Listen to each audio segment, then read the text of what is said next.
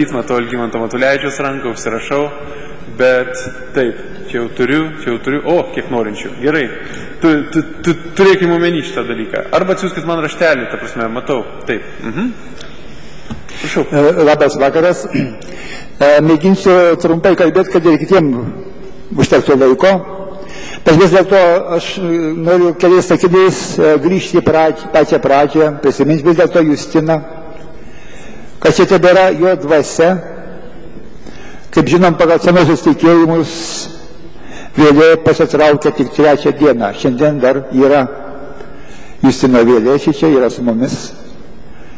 Ir mes išklausėm, manau, testamentinio jo kalbą šiandien. Kiek žinau, tai yra turbūt paskutinis viešas jo pasisakymas. Ši mirtis, žinoma, tai yra gedulas, bet ir kartu ir viltis. Mes pajutom laidotuvių metu, kaip tarp daugybė žmonių atsiranda jungtis, tam tikros jungtys, kaip kažkas sutelkia tos žmonės. Mes pajuntam, kad žmogaus dvasia yra kažkur giliai, kurią kartais užgožia banaliai kasdienybė, visokie renginiai. Ši glūšinimo sistema gerai veikia. Iš tenais ateina tie šaumenai, ateina net į Seimą prikelti tautos.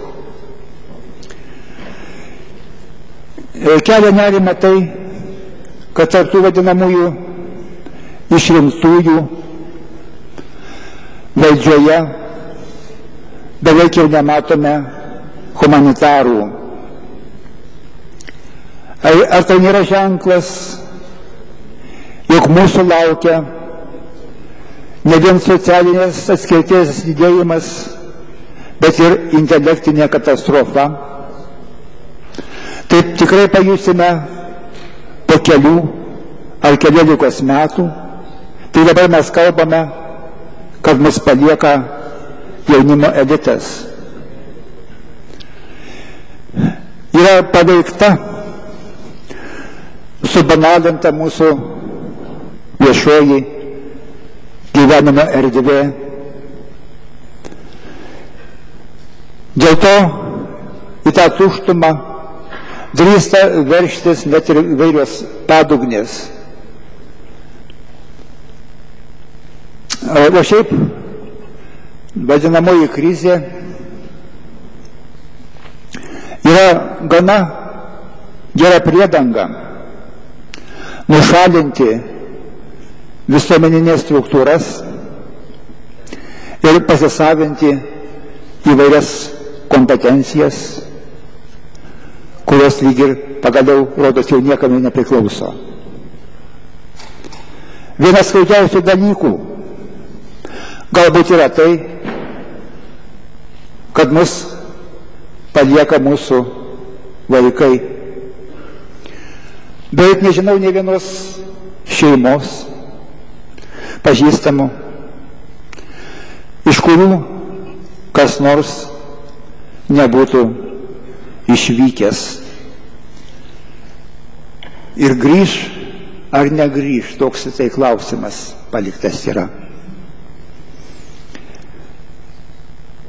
Bet štai kas iš tų išvykstančiųjų, kurie išvyksta, turbūt daugelis mūsų ir aš nesu girdėjęs, kad jie Lietuvą palieka jos nekęsdami. Negirdėjau pasakant.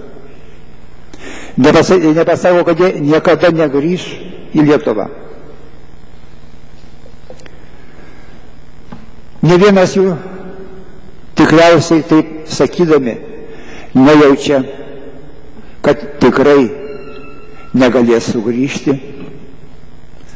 nes Lietuvos valstybė jų nelaukia, nelauks, tik tai gėdys, kad jie stokoja tėvynės meilės, bet absoliučiai nieko jiems nežadama.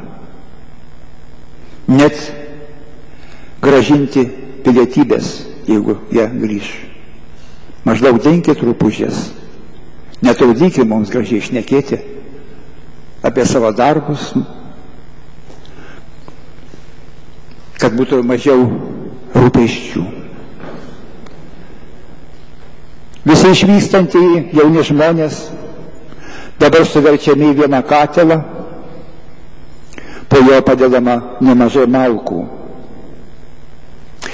Nežinau, ar daromi kokie nors tyrimai, pagaliau dėl ko išvykstama. Dalis išvyksta neturintys darbo, dirba bet ką, kad Lietuvoje išlaikytų šeimą, vaikus. Kartais ne iš gero gyvenimo palieka savo vaikus seneliams, dėl ko yra barami.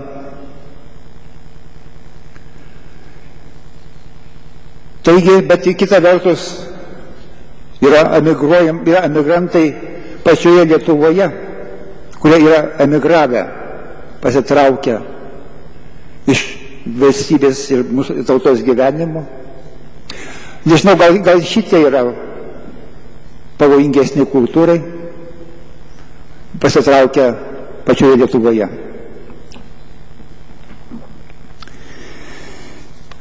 Apskritai gerai, turėtų būti gerai, kad jauni žmonės išvažiuoja, pabūna kitose šalyse,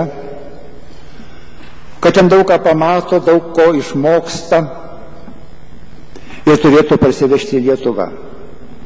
Juk tai buvo tarpukario Lietuvoje.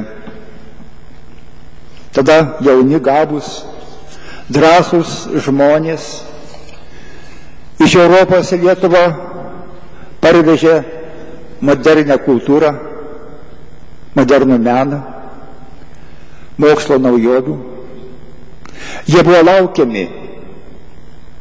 Jie vos tik grįžę į Lietuvą galėjo iš karto reikštis įvairiose srityse, kėlė kultūrinį Lietuvos prestižą. Jie išvykdavo su tomis nuostatomis ir su jomis grįžo. Išvykstančiųjų studijuoti pastaruoju metu yra šiek tiek kiti.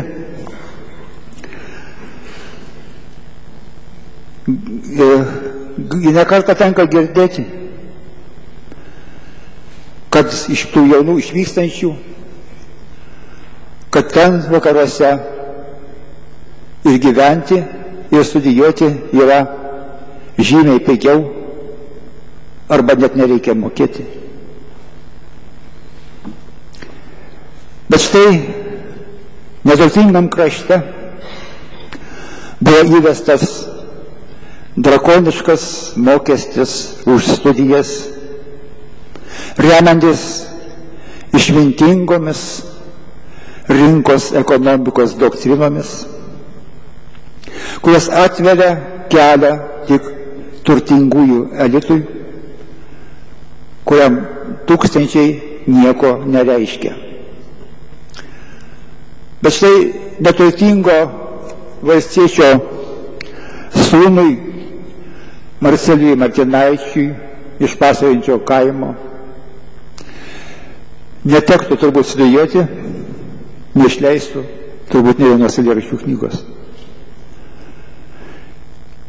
Dažnai gabus jaunas žmogus, kaip nors nepataikęs ten, kur teikiamas lengvatos, imdamas kreditą, ilgam tampa bankų kumečių. Ilgai tęsis jo finansinis persekiojimas. Baigęs studijas jis bus persekiojamas, kai tuo tarpu jam reikia įsikurti, atsiranda šeima, vaikai. Reikia tobulinti savo profesinius įgūdžius. Ir štai mūsų šalyje socialinė atskirtis yra jau įteisinta įstatymiškai. Čia turiu studijas galvoje. Yra žlugdomos prestižinės specialybės, meno specialybės, muzikos specialybė, dėl ko mes garsėjame pasaulyje.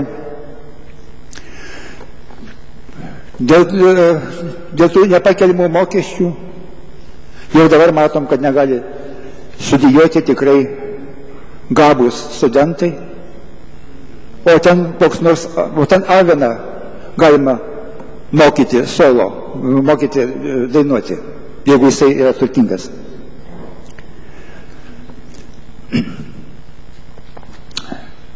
Nei daugiau, nei mažiau, kas labai man, ir ne man turbūt graudu, kad yra pradėta prekiauti jaunais žmonėmis.